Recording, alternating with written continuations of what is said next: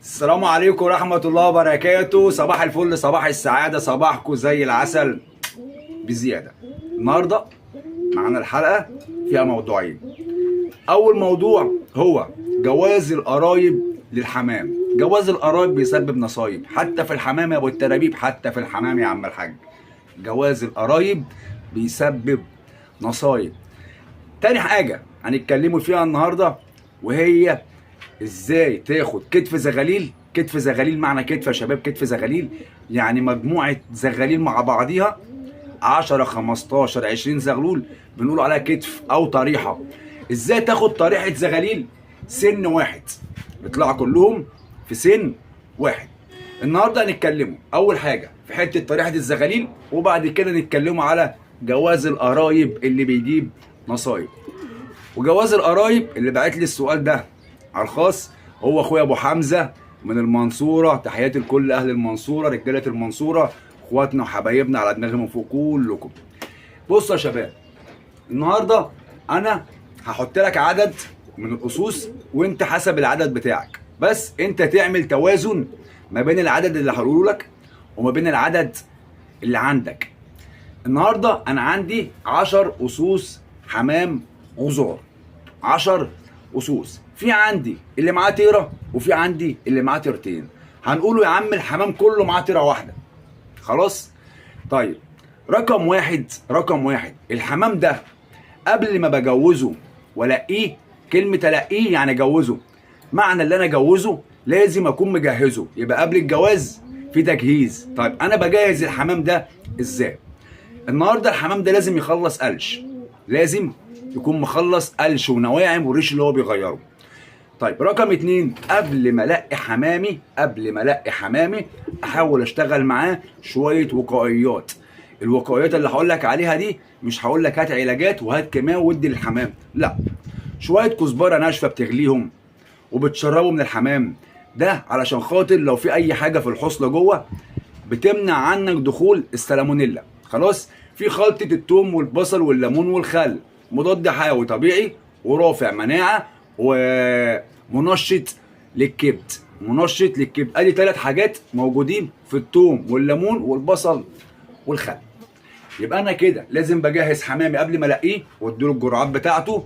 بديله جرعه شيح، خد بالك، علشان الديدان، جرعه شيح علشان الديدان، علشان حمامي ده لما اجي افرخه يقدر ينتج لي زغاليل ويقدر ينتج لي حاجه بصحه كويسه.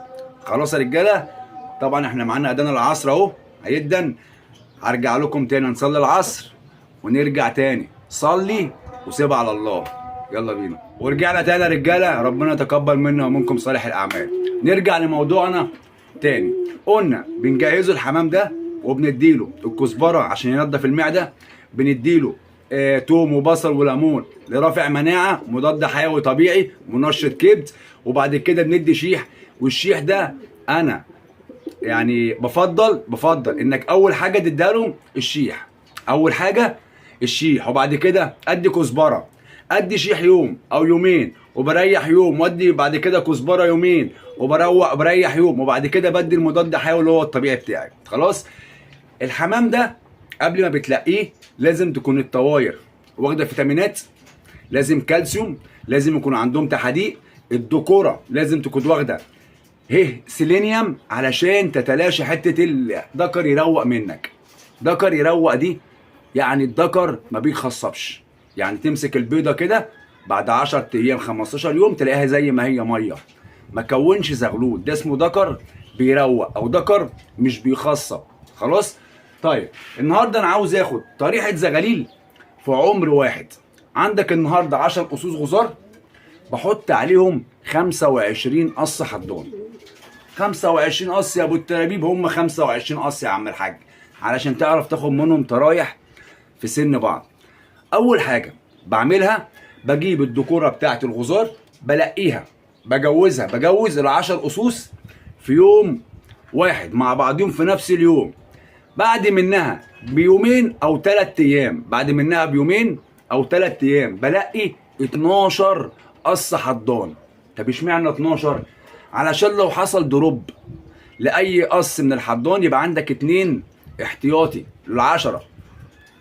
كلامي كده واضح؟ يبقى عندك 2 احتياطي، قص اتاخر، قص ما باتش، قص امن على الحصى. طب لو ال 12 حصى يا ابو حازم، كده كده ال 12 دول بحضن الحصى بتاعهم وبسيب تحت قصين حصى بلاستيك اهو. اهو ده حصى بلاستيك بجيبه من السوق اهو، ده صنع بلدنا ما بيتكسرش. لو الكاميرا جايه لايدي الشمال دي ايدي اليمين يا جماعه، بس عشان الكاميرا الاماميه. بحط تحت منه حصى بلاستيك، ربما قص يقوم من على زغاليل ما يزقش، يبقى عندي قص تاني جاهز. خلاص. طيب بتعمل ايه بعد كده؟ لما باخد الحصى من عند الحمام الغزار بحطه عند الحضان تحت، بجيب بيض بلاستيك او بيض بايظ، او باخد بيض الحضان بخرمه علشان ما يعمرش معايا ويجمع زغلول، واحطه تحت الاسوس الغزار لمده 2-3 واقوم شايل النتايه من عند الدكر. لما بشيل النتايه من عند الدكر بيروح يرقد على البيض البايظ ده لمده 2-3 وبيزهق فبيقوم. هو قاعد بيرقد لوحده 24 ساعه لوحده، فهيزهق فبيقوم. لما الدكر بيقوم في الفتره دي انا بحط الطواير بتاعتي في بيبان، ما بحطهاش في مصاطب. ليه؟ الطيره لو قعدت في مصطبه مع طيره الطواير بتعشق بعض، والطواير لو عشقت بعض تبيض، وانباضت البيت بيطلع فاضي، يبقى انت كده خسرت بيتين على الفاضي. فالافضل انك تحط كل نتايه لوحدها. انا اهو بصوا، نتايه، طيره، كل طيره في باب لوحدها. هوريكم كله اهو. بصوا حتى اللي هناك دول اهو، واخدين بالكم اهو. طيره هنا، في طيره هنا، طيره دي زغاليل، دي طيره ودي طيره، كل دي طواير. بحط كل طيره لوحدها. لو الطواير دي انا حطيتها في المصطبه الطواير دي هتعشق بعض وحبيت اجي الاقيهم النتايه يا اما مش عايزه تبيض، يا اما اول ما احطها للدكر يومين وتبيض يطلع الحصى رايق.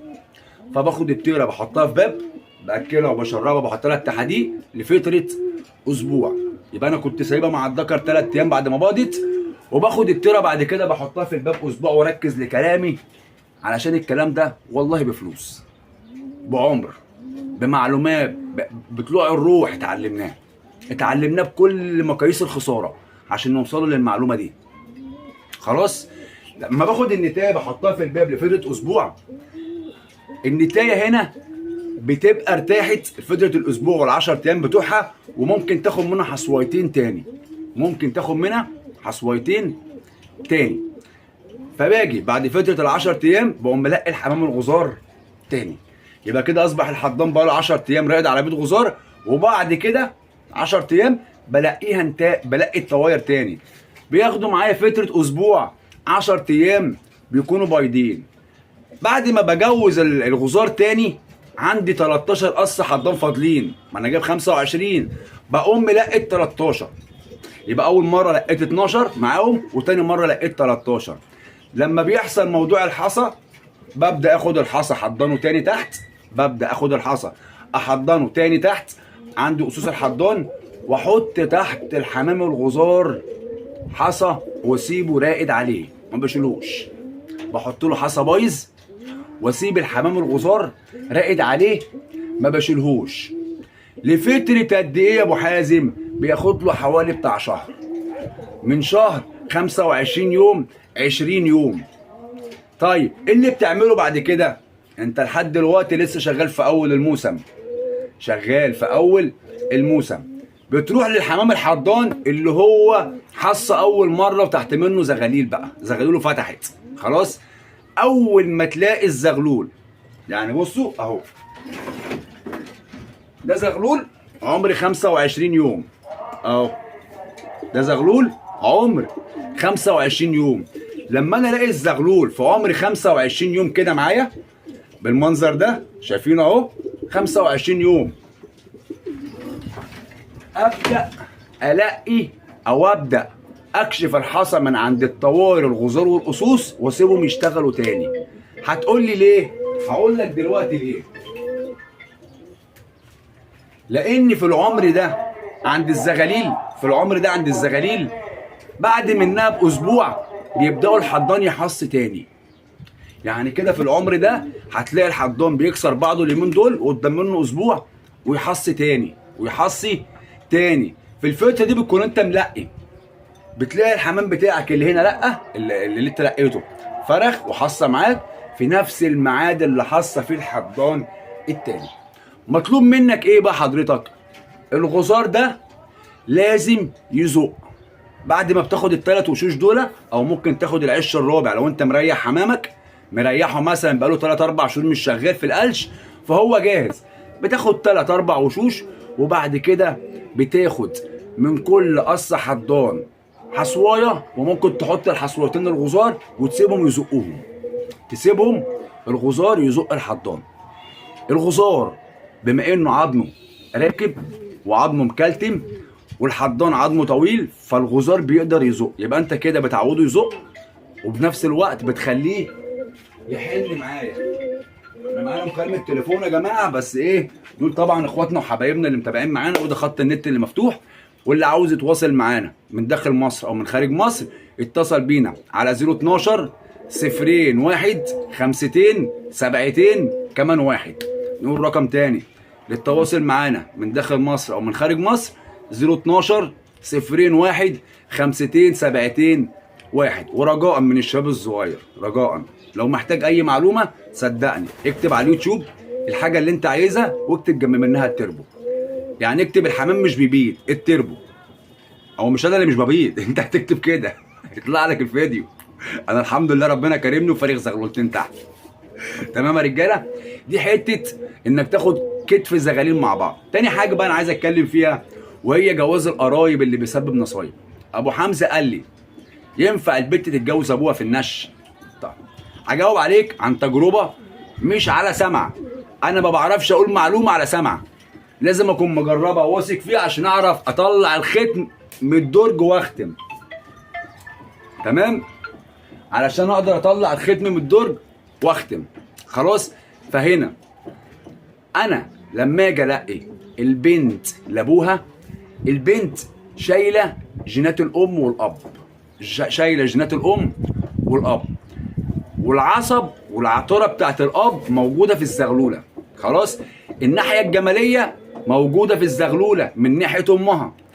البنت لما بترد لابوها والكلام ده بثقه، انت بتربط بيت وبتطلع زغلوله في النش جامده، بتطلع زغلول في النش جامد. اسمعوا مني عن تجربه. البنت لما بتاخد ابوها، خلاص؟ طيب لما ادي الولد لامه، الولد لامه شايل جينات الاتنين، عطاره الاب وحلاوه الام. لما انا برد لامه ياخد حلاوه الام وتروح عطاره الاب، ياخد عطاره الام حلاوه الام وتروح العطاره بتاعه الاب. وده اكتر حاجه بوظت الحمام، دي اكتر حاجه بوظت الحمام. خلاص يا رجاله؟ فدي السؤال كان التاني لينا، واتمنى ان الفيديو يكون عجبكم وافادكم، وتحياتنا ليكم ولكل متابعينا المحترمين اللي بتتابعنا من جوه مصر ومن بره مصر. تحياتي لكل الوطن العربي. السلام عليكم.